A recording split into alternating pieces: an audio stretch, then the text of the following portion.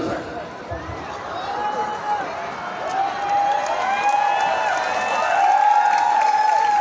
Meron po isinulong na 10 panukalang batas na ang tanging layunin ay ibaba ang kuryente sa bansang ito.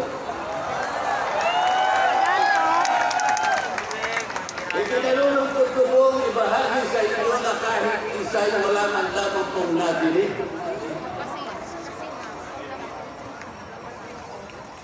Ano po yung pinatawag ng dating Pangulong Duterte, pinatawag ng Quadcom?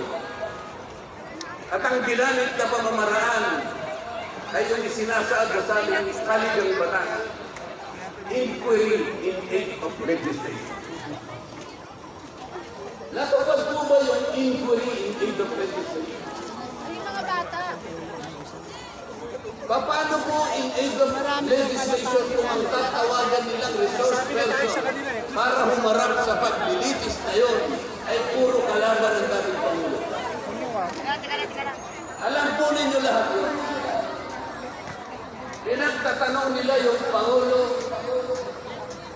base doon sa mga sinumpaang salaysay at affidavit nung kanyang mga inusig nung kanyang panahon sa war on drugs.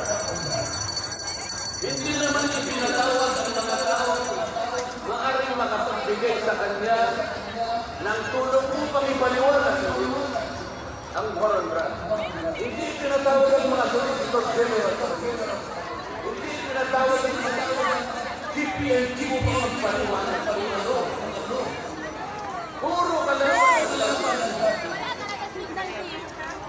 Yung abogado kasama niya para magkakaroon ng tanong sa hindi pwedeng magsalita. Sapagkat tunin ng mga komite. Ikaw ay pagkakaroon lamang para payuhan mo ang kliyente mo sa kanyang karapatan. Ngunit paano nangyayari na ang kliyente nila ay papayuhan sa kanyang karapatan kung bubulungan lang siya ay makikita siya ng isang chairman.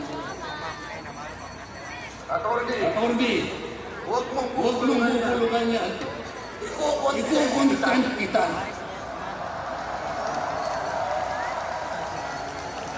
Nasaan na po yung sinabi sa saligang batas na lahat ng